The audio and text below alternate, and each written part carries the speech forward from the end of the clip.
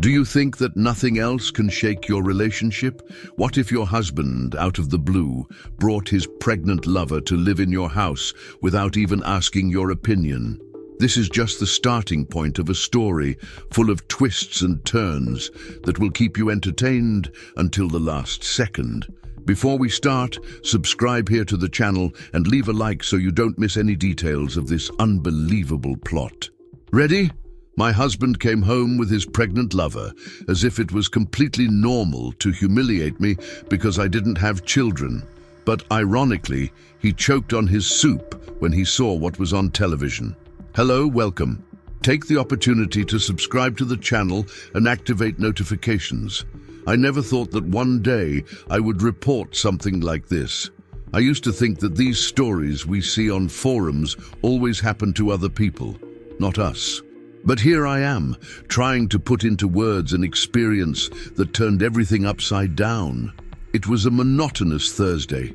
I left work exhausted, just wanting a shower and the couch. However, when I entered the living room, I noticed something unusual. The carpet was piled up in a bizarre way.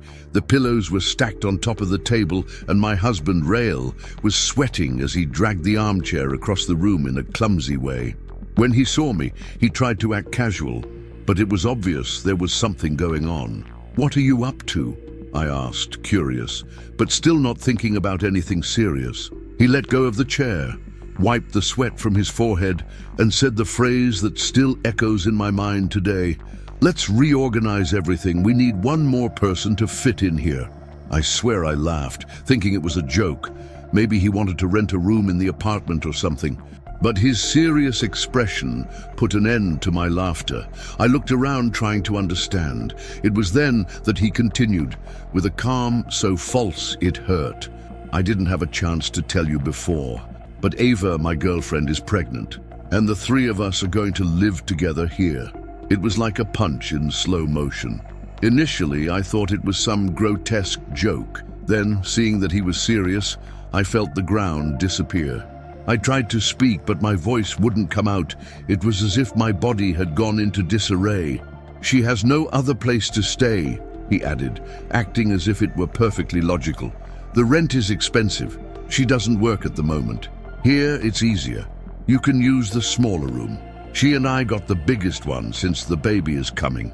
The way he said it, making me seem like a visitor in my own home, was what hurt the most. I asked how he could do that after everything we had built. The response was even worse. He claimed that I couldn't have children, that all he wanted in life was a real family, and that I was an obstacle to his dream. At that moment, I didn't just feel anger or sadness. I felt empty, as if everything I knew about my story had collapsed. I barely remember how I reacted. I just remember picking up my suitcase, throwing some clothes in there and leaving. Without screaming, without crying, I just left. I think my soul was still trying to process what my body had already decided. I took the first train towards my mother, Delilah's house. As the landscape passed by the window, I swallowed the tears. I could only repeat internally, how did I get to this point? How did I allow something like this? I dedicated years taking care of his family. I did everything I could to make this marriage work. In the end, he discarded me for someone else. And not only that, it brought women into our home, as if it were a guaranteed right. Delilah is a fantastic woman. When he welcomed me at the door, he didn't even need an explanation. He wrapped me in a hug, the one that makes us fall apart once and for all. And I broke down. I cried for everything, for what had happened, for what I feared was yet to come. Little did I imagine that that hug would be the beginning of an immense change. In that simple village, with birdsong at dawn and the smell of cake coming out of the oven, my life was about to take a turn that I never expected. Ever practical, my mother sat me down in the kitchen, poured her homemade herbal tea, and began talking as if I had just shown up to rest for a few days. "Alma, you stay here as long as you need. Forget Rael for now. What you need is peace, good food, and fresh air. Let's fix this." She was right. In the first week, the village routine had an almost healing effect. Waking up to the smell of brewed coffee, hearing the sounds of birds, walking around the yard barefoot. but the emptiness persisted, a feeling of defeat and neglect. Then one day, while my mother was watering the plants, she looked at the road and smiled. "Look who's coming, Ari, bringing pies again." I turned and saw the tall man, somewhat clumsy but captivating, holding a tray covered with a simple cloth. Ari showed a genuine smile of someone who likes to do kindness. "I hope there's still room for more pies," he said, in a calm voice that matched his well-groomed beard. My mother insisted that her tea was the best in the region, and he loved showing off. He didn't seem to be there just to make a delivery. He brought an air of normality, a feeling that everything could get better. "Don't you get tired of coming here?" I asked, trying to break the ice. He laughed. "Of course I get tired, but I don't refuse a request from my aunt, and she likes me to distribute these pies," he replied jokingly. And so we started talking, first about amenities, like the landscapes or the fame of my mother's tea, and then he mentioned the paintings in the house. "Do you paint?" he asked, noticing my long looks. I denied it, but it affected me. As a child, I loved drawing, but life kept me too busy and the colors disappeared from my path. He didn't insist, but he looked at me curiously, as if he wanted to encourage me. 2 days later, Ari returned, but this time bringing something different, a small sketch pad and a case of colored pencils. "I brought it for you. Who knows, maybe it will cheer you up," he explained. I hesitated. A part of me wanted to refuse, as I felt inadequate in any form of art. However, his empathy made me accept it. It was like I was holding a fragment of who I once was. That night, alone, I opened my notebook and sketched a tree I saw through the window.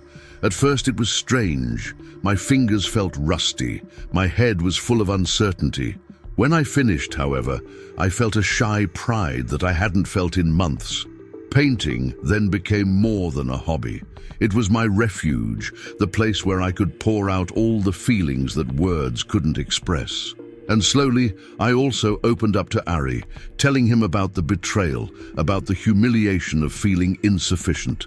He listened silently, without interrupting me, and said, "Maybe he never realized your value, but that doesn't make you any less. It just shows that now is your chance to be whoever you want." Those words lit a spark in me. Little did I know that this small change would turn into a huge one. Over the next few months, my life felt like one of those movies that starts calmly but ends up taking intense turns. I was already immersed in the village routine, learning to paint with Ari, feeling the pain of the more distant past. At the same time, I felt that the calm wouldn't last. On a day with an incredible sky, painted blue with scattered clouds, I was in the field trying to reproduce the reflection of a river on the canvas. So focused that I only noticed Ari next to me when he praised my work. "You have a unique way of seeing these scenarios. It's something genuine." I was embarrassed. I still thought I was too much of an amateur, but he continued, "I think you should show that to the world." I shook my head, nervous. "No way, I'm just kidding." He, however, smiled. "Sometimes what is created to heal you can also heal other people, and that's how the idea for my first exhibition came about." I froze in fear. Ari said he knew people who could help and encourage me. He believed in me in a way I couldn't, and that made me take risks. At the same time, I was noticing something inside me, a serenity, and perhaps something beyond. Ari was unlike anyone I had ever met. His tranquility made everything simpler.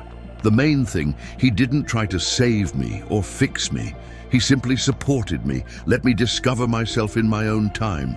But the calm would not last. The news of the exhibition spread more than I expected.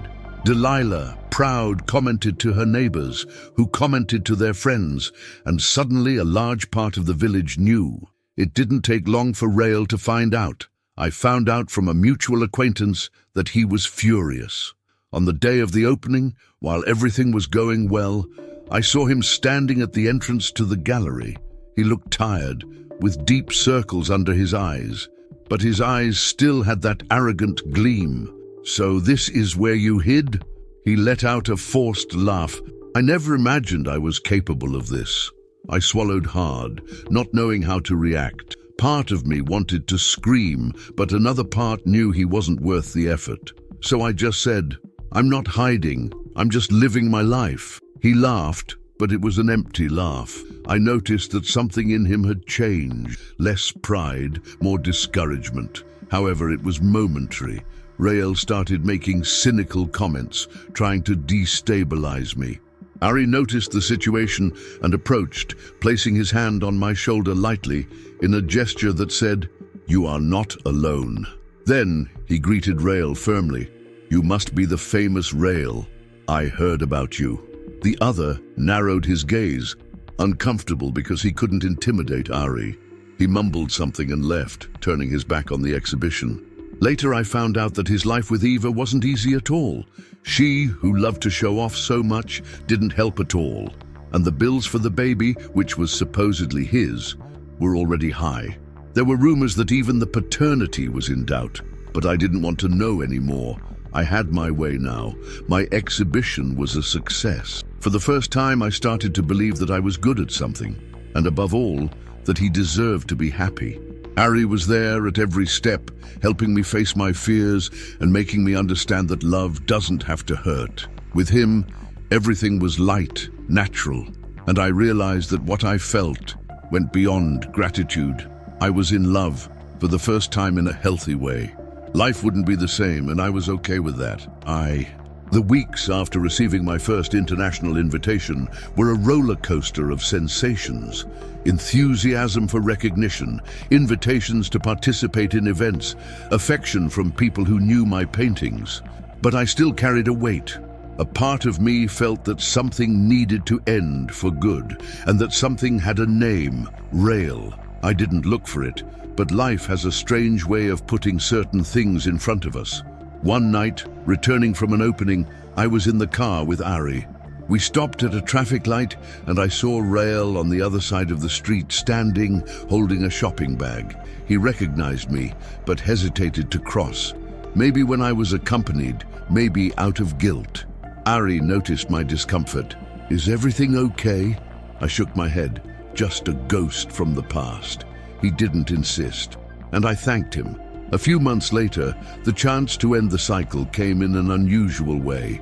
I was in a cafe with my mother, planning a trip to visit Remo, Ari's son, who would spend a few days with his grandmother.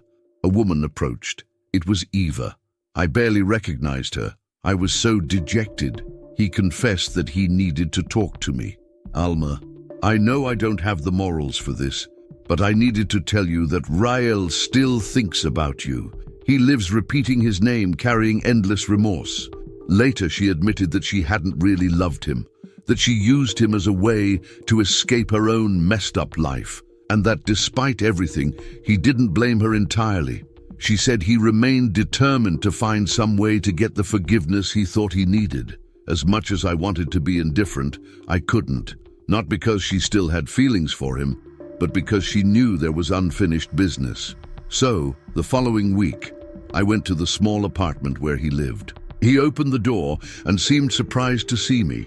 Entering, there was strange, a disorganized place full of signs of someone trying to care for a baby without support. We sat at the kitchen table, and he started talking, as if he had been keeping it for a long time. He talked about his mistakes, how much he wanted a family, how immature he was, and the pride that prevented him from valuing what he had. "I don't expect you to forgive me," he concluded, his voice broken, "but I wanted you to know I was a coward." Hearing that was weird. For so long I waited for him to acknowledge what he did, but when it finally happened, I no longer needed it. I was fine. I had rebuilt everything. I replied, "I didn't come here to renew anything, Rael. I came to say that I forgive you, not for you, but for me. I deserve to be free from this." He nodded, relieved, maybe sad too. And when I said goodbye, he commented quietly, "Alma, you look different. He seems happy." And I looked back, because I am. I left there feeling like a chapter had finally closed. It wasn't about him. It was about me. Today, married to Ari, our house full of brushes and laughter, I feel like I've made peace with the past. And most importantly, my future now belongs entirely to me. Hey guys, I never planned to share this story, but I feel like it's time. Even today, my heart squeezes when I remember. I'll try to be clear, maybe someone will identify. This started 10 years ago, but it is so alive that it seems like yesterday. I had just given birth to my daughter Lara. She was so tiny that she fit completely in my arms, with that wonderful newborn smell that makes the world stop. Despite the pain of childbirth, I was radiant, dreaming of getting home and starting life as a mother. But nothing turned out as I expected. I remember getting into the taxi, Lara on my lap, her seatbelt carefully fastened. Cold afternoon, grey sky. The driver, a man with white hair, tried to start a conversation, but I was only paying attention to my baby. "First daughter, right? You can see it on your face," he commented. I gave a shy smile, not imagining it would be the last one for a long time. As soon as I arrived at the house where I lived with my husband, Igor, and his mother, Norma, I tried to imagine how happy she would be when she saw her granddaughter. I went up the steps, rang the bell once, twice, 3 times. Nothing. I knocked on the door, called her name. "Norma, it's me. I'm back with Lara." Silence. But her car was in the garage and the lights were on. It no longer made sense. It took what seemed like an infinite amount of time. Then I heard footsteps on the other side. The doorknob turned, but there was a chain preventing the door from opening completely. Through the gap, I saw Norma, with that arrogant expression that I knew well. "You shouldn't have come back." Her coldness paralyzed me. I asked what was happening. She was direct. "Igor left, traveled, and asked me to make it clear that he doesn't want to see you nor this girl." The word girl came out as if it were an insult. My throat closed. "But he knew I would be back today, that our daughter was being born." She crossed her arms, not caring. "He wanted a boy, but you failed. It doesn't need you to. Better leave before it gets worse." I felt like I was in a nightmare, holding the newborn, barely recovered from the birth, being thrown into the street without a shred of remorse. I tried to argue. "She's your granddaughter, Norma. How can you do that?" And she laughed. Not a loud laugh, but a dry laugh that made me shiver. "I don't need any granddaughter. Go away and don't come back." He slammed the door, locked it, leaving me alone on the cold step. I looked at Lara, sleeping, oblivious to the cruelty. It was as if a flame lit up in me. I wouldn't let myself fall. I left there with my head held high, swearing that I would never kneel before anyone again. It was a complicated few months. Each morning as I rocked Lara, I thought, will she miss a father? Am I enough? Every day felt like a battle. But she gave me strength with those innocent eyes. 2 years passed before Dante appeared in our lives. At first, I was so hurt that I couldn't imagine anyone taking on a fatherly role for Lara. He, however, was everything Igor wasn't. Calm, stable, present. Still, it took me a while to trust. His every gesture seemed too gentle to be real, but Dante remained firm. He approached Lara with patience, like someone putting down roots. Little by little, it became the safe haven that my daughter and I needed. When Lara turned 6, the difficult questions began. "Mum, why don't I have 2 grandparents like my peers?" My heart stopped. It wasn't the first time she had addressed the disappearance of Igor or Norma, but now she was beginning to notice their absences. I took a deep breath and tried to answer honestly. Sometimes people make bad choices. It's not because they don't love you, but because they don't know how to show it. She looked at me like someone who understands more than she lets on, but also like someone who realizes that there is a lot left unsaid. Meanwhile, on the other side, Norma and Igor no longer had the peaceful life they imagined. Igor, it seemed, never had a serious relationship again. Norma was left alone, aging faster than normal. You could see that if regret were poison, she was poisoned. A decade later, they appear again. The doorbell rings. I open the door and there are the 2 of them, Norma dejected, Igor with a look that mixed regret and shame. "We want to see our granddaughter," Norma says. I laughed, but it was a bitter laugh. 10 years without even asking if she was alive, and now they want to meet her. "Serious?" Igor tried to speak. "Luna, I recognize that I made a mistake, but can't we start over? I looked at them. The terrible memories came en masse, the sleepless nights, the tears, the suffocation of raising Lara without a cent of help. Start over, I replied, my voice coming out firm. Start by paying the years of pension you owe. Love is not about showing up after a decade. It's about participating, being present. He fell silent. Norma was the one who spoke, almost crying. I understand your anger, but we cannot change the past. I just want a chance to see Lara.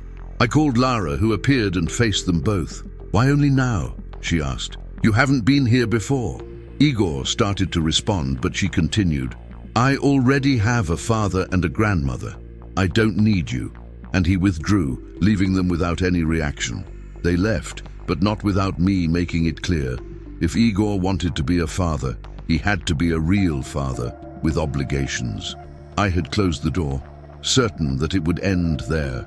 However, days later I received a letterhead envelope from the court. Igor had gone to court asking for visits. After all, I still wanted to impose the father figure.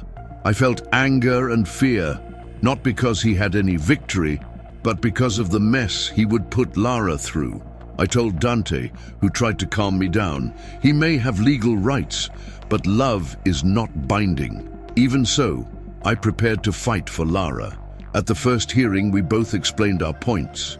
I told her about the abandonment, the contempt, the difficulties of raising Lara alone. Norma was at the back of the room, embarrassed. Igor, when he defended himself, said he had been manipulated by his mother, who was afraid of not measuring up and ran away. The judge ultimately granted supervised visits. It was a hard blow, but I couldn't do anything against the law. On the first visit, Lara was uncomfortable. Igor tried to please her with gifts that had nothing to do with her. He didn't know her. He didn't know her preferences. Normal attempts in vain. Lara was polite, but there was a wall between them. Norma, in turn, began to appear by surprise, carrying sweets, trying to start conversations. I once brought an album of old photos. I want Lara to know where she came from, he said, seeking emotional appeal. Lara, at the height of her frankness, replied, I know where I came from. My mother told me. Each appearance of theirs reopened old wounds, insecurities, until Igor, in an act of desperation, went to Lara's school without warning, trying to create bonds by force. She came back devastated. Why does he follow me? I don't want that. That made me ask for a review of the visitation agreement. I would not allow any more invasions. Meanwhile, Norma made the final move. She knocked on our door with a suitcase, asking to stay for a few days, wanting to live with her granddaughter. Lara was direct. You are not my grandmother. I already have one. Their insistence only reinforced that love is not born from imposition. It all culminated on an autumn day with a cloudy sky when the two reappeared. Norma's eyes were swollen. Igor was taciturn. Can we talk? She asked. Against my instincts, I let them enter. We sat apart, in an atmosphere of tense truce. Norma said through tears, I destroyed everything. When you arrived with Lara in your arms, I thought you were protecting Igor, but I just took him away from his family. Igor admitted, I also made a mistake. I was terrified. I ran away. I thought it would be easier, and I only caused irreparable pain. As sincere as they seemed, I just couldn't forgive. Do you really think that a few words can erase sleepless nights? Years without a phone call? Norma cried, shaking her head. Igor kept his voice low. I don't expect an immediate fix. I just wanted an opportunity to be a father. Suddenly, Lara appeared from the hallway. I had heard everything. You left my mother alone when she needed it most. Now that I've grown up, do you want to go back? I already explained. I have a father and a grandmother. You are strangers who hurt Mom. More awkward silence. Norma stood up, shaking. Sorry, Lara, I just wanted to meet you. Igor, devastated, tried to get closer, but she backed away. Goodbye. They left, heads down. Lara hugged me, said she didn't need them, just me and Dante. It was painful, but necessary. Then a letter arrived from Igor, warning that he was giving up visits as he no longer wanted to cause pain, and that he would wait if one day Lara wanted to look for him. Whether she will look or not, the future will tell. What matters is that we now have peace.